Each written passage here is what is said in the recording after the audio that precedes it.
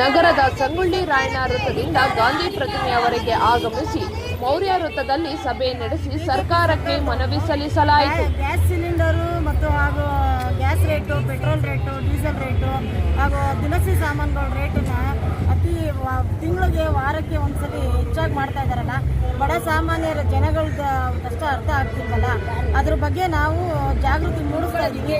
ಸರ್ಕಾರ ಎಚ್ಚೆತ್ಕೋಬೇಕು ಹಾಗೂ ಬಡ ಸಾಮಾನ್ಯರ ಅವ್ರ ಕಷ್ಟಗಳನ್ನ ತಿಳ್ಕೋಬೇಕು.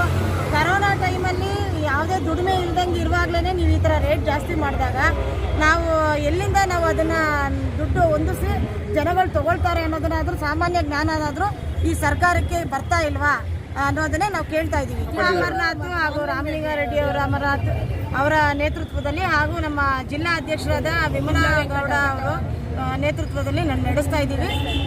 ಆದಷ್ಟು ಬೇಗ ನಮಗೆ ಇದೆಲ್ಲ ರೇಟ್ ಕಡಿಮೆ ಮಾಡಿಕೊಡ್ಬೇಕು ಅಂತ ಸರ್ಕಾರ ಈ ಗಮನ ಹರಿಸ್ಕೋಬೇಕು. ಇದ್ರ ಬಗ್ಗೆ ನಾವು ಎಷ್ಟೇ ಸ್ಟ್ರೈಕ್ ಮಾಡಿದ್ರು ಇನ್ನೂ ದಿನ ರೇಟ್ ಜಾಸ್ತಿ ಮಾಡ್ತಿದ್ದೀರೋ ಹೊರತು ಕರೋನಾ ಟೈಮಲ್ಲಿ ಉದ್ಯೋಗಗಳನ್ನ ಕೊಡಿ.